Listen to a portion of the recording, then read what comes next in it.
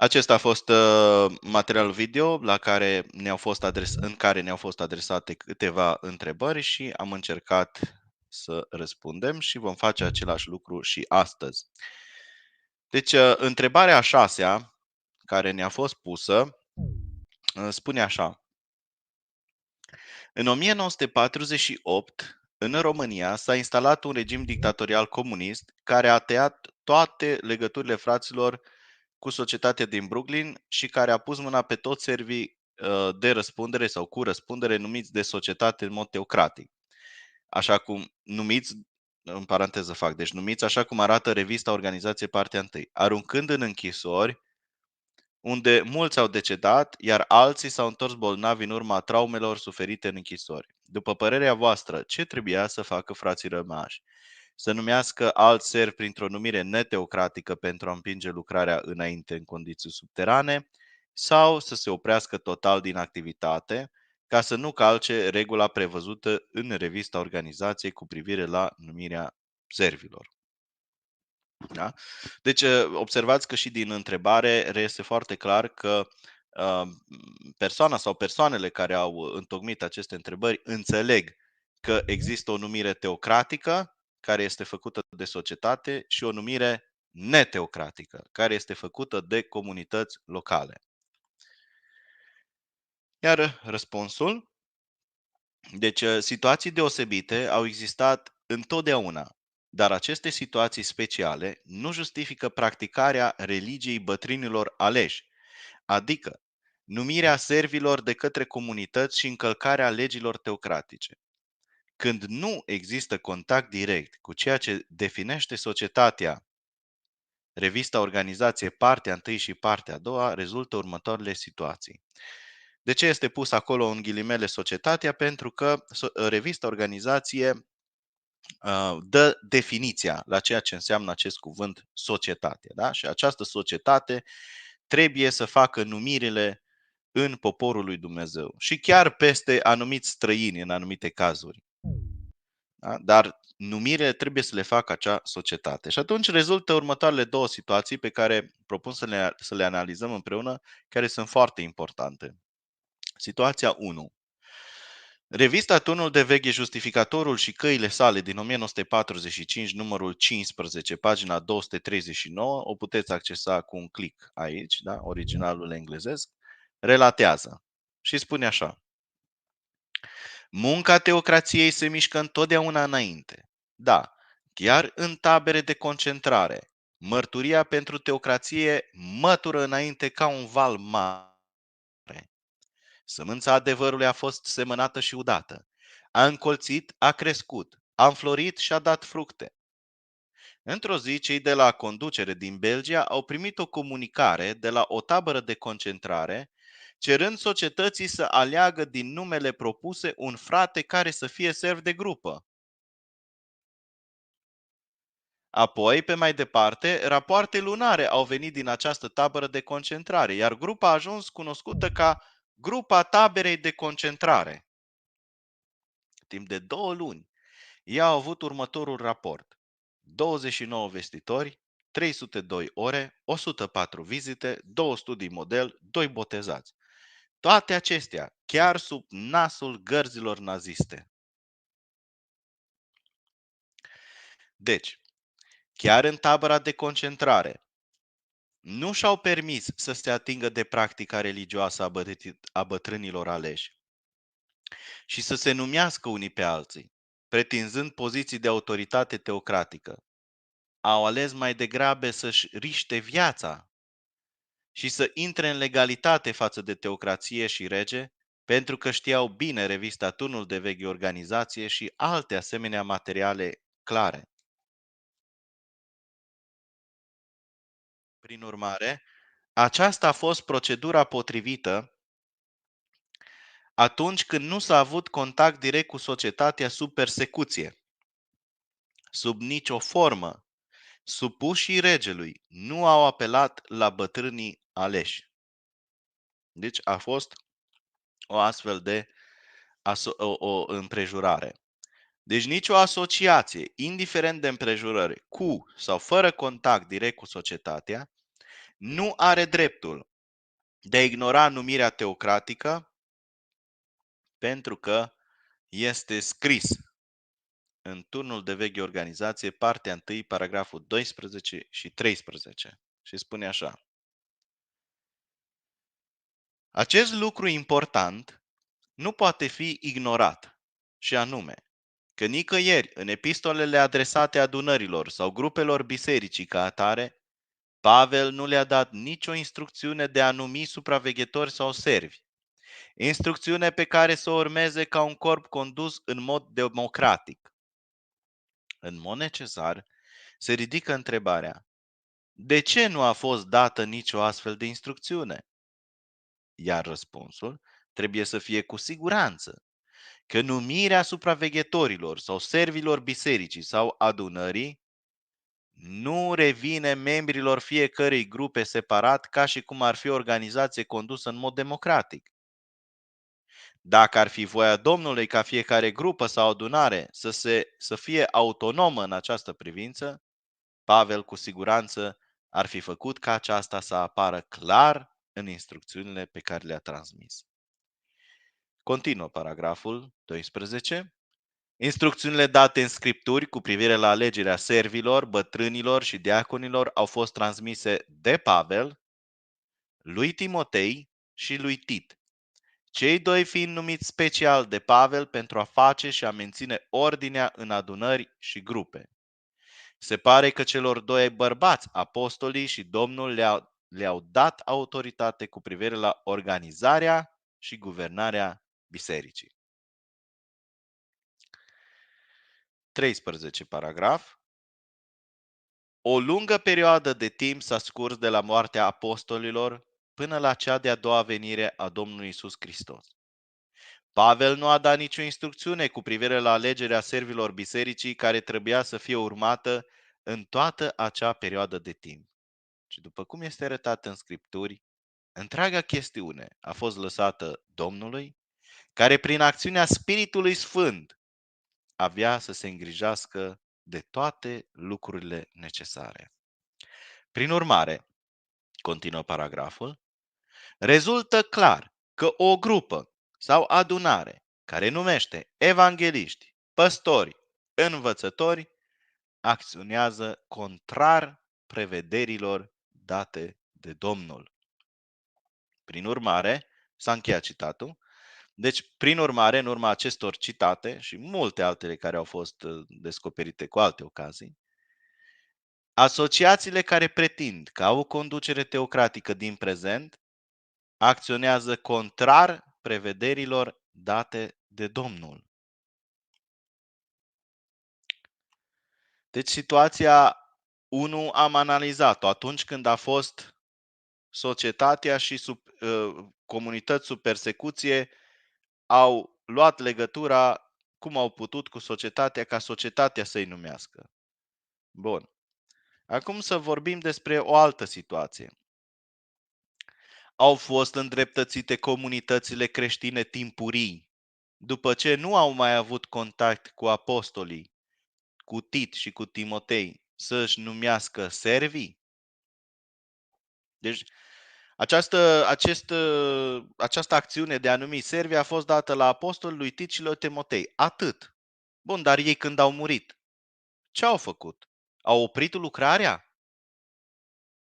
Și-au numit ei servi. Ce au făcut?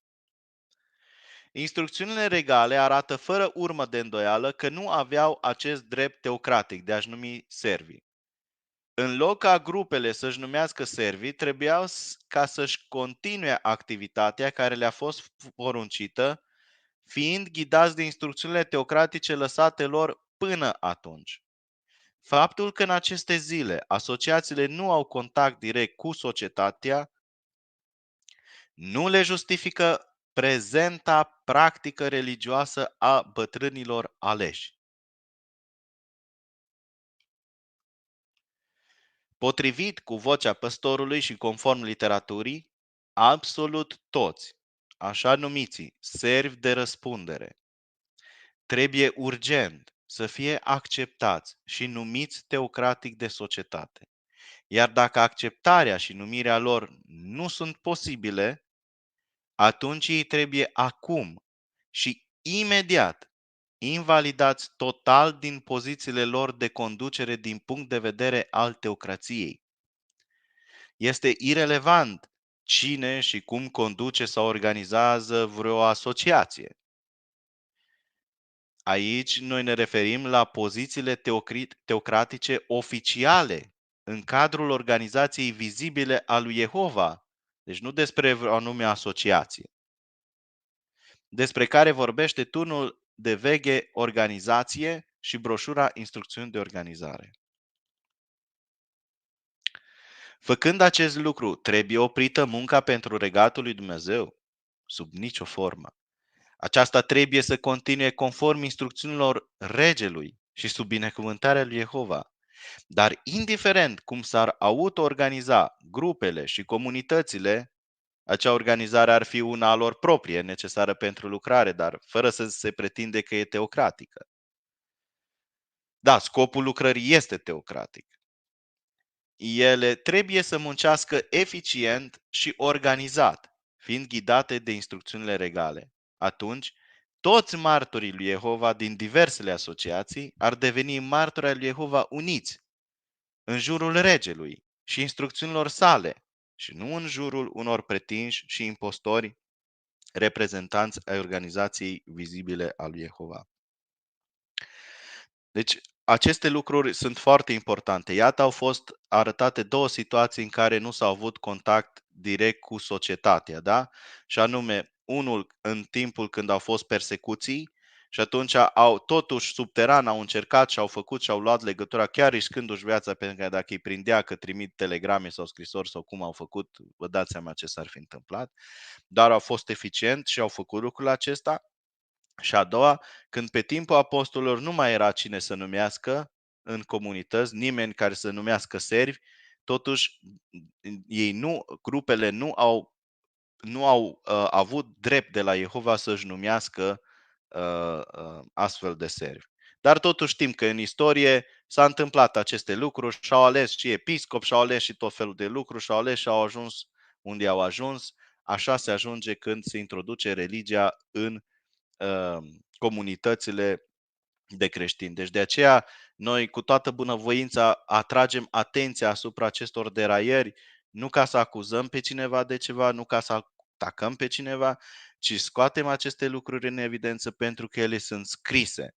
Și ajungând la cunoștința acestor lucruri, este datoria noastră să facem de cunoscut și altora ca să se poată trezi din aceste lucruri, ca să putem să primim binecuvântarea lui Jehova și să putem lucra împreună pentru promovarea regatului lui Dumnezeu.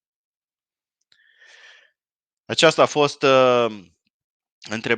răspunsul la întrebarea a șasea, iar acum urmează câteva note suplimentare care au fost făcute pe baza acelui material la care am încercat să răspundem, și anume nota suplimentară 1. Și vom da citat. Spune așa: servi care s-au ales ei între ei pe plan local, au împins activitatea înainte și nimeni nu i-a etichetat cu epitetul de bătrâni aleși. Aici aș vrea să menționez o informare corectă cu privire la acest aspect. Deci nu există nicio literatură și nimic care să arate că după instaurarea teocrației în anul 1938, în poporul lui Dumnezeu a mai fost voie ca vreo comunitate să-și aleagă proprii servi, iar acest lucru să fie acceptat de autoritățile superioare, motivând împrejurări deosebite. Deci nicăieri în literatură nu vom găsi așa ceva. Adică da, dar a fost ceva deosebit. Deci nu există așa ceva. Așa a motivat Saul când, când părea că Samuel nu mai ajunge. Și a zis, da, dacă am văzut că nu vii, a fost o împrejurare deosebită. Și s-a atins de lucruri care nu trebuia să se atingă. Deci noi nu putem invoca astfel de împrejurări. Iar pe de altă parte, am citat mai înainte, instrucțiunea teocratică cu privire la aceste tipuri de împrejurări deosebite, ce trebuie să facem și ce nu trebuie să facem. Deci lucrurile sunt foarte evidente în acest aspect. Se pune doar problema dacă la oameni le convine sau dacă vor să le aplice sau nu vor să le aplice. Nota suplimentară 2. Citat.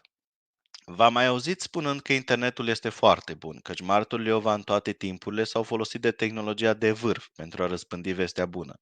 Vreau să vă spun că societatea s-a folosit de propriile ei mijloace, de proprii ei mesageri pentru serviciul de predicare, a avut propriile ei stații de radio, propriile lor mijloace de transport, propriile lor aparate de înregistrare pe plăci de fonograf, propriile ei tipografii care nu puteau fi controlate și cenzurate de iezuiții catolici sau de liderii lor politici.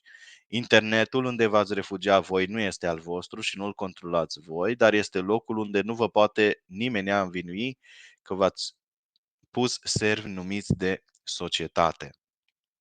Deci informare corectă.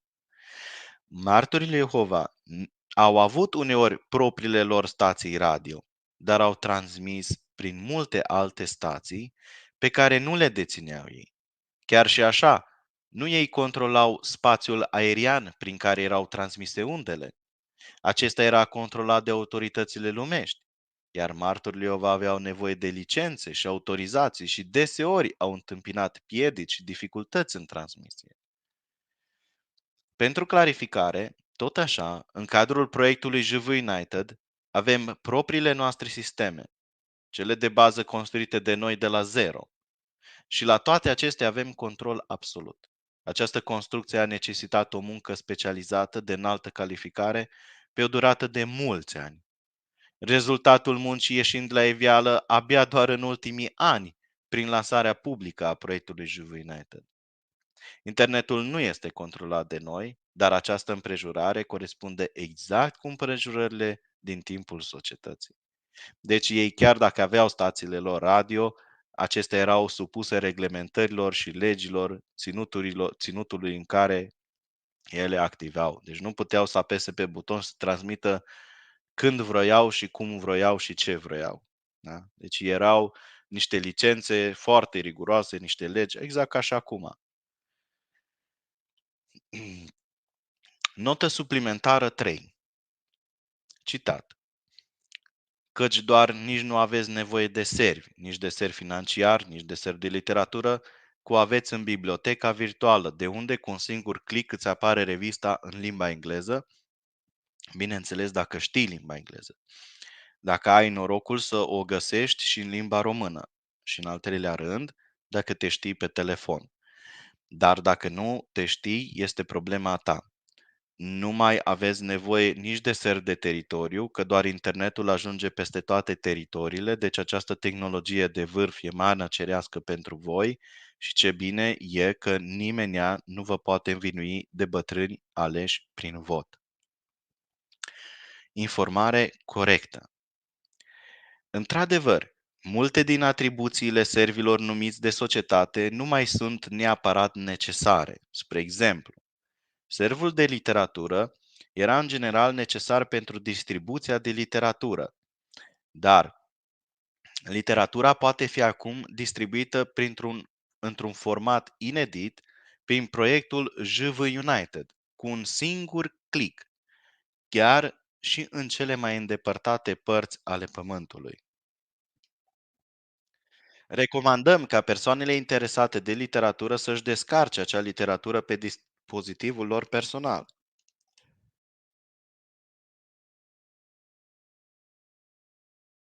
Sau să-și tragă la imprimantă pe hârtie literatura de care este interesat pentru cazul în care accesul la internet ar fi restricționat vreodată. Până atunci, prin aceasta, mesajul regelui ajunge global, mult mai departe și eficient decât ar fi visat vreodată servii de literatură. Ce fericiți ar fi fost adevărații, deci nu impostorii, adevărații servi de răspundere și reprezentanți ai societății să vadă cu ochii lor catalogul literaturii publicat pe jvunited.org.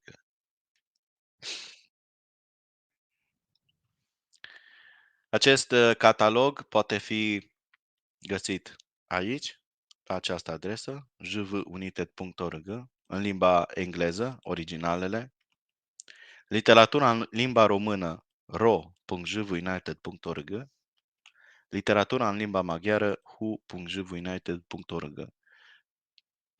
Aș vrea să menționez aici că se fac eforturi imense și s-au făcut până acum eforturi imense pe bază de voluntariat și, pentru ca să fie această literatură disponibilă cu un click.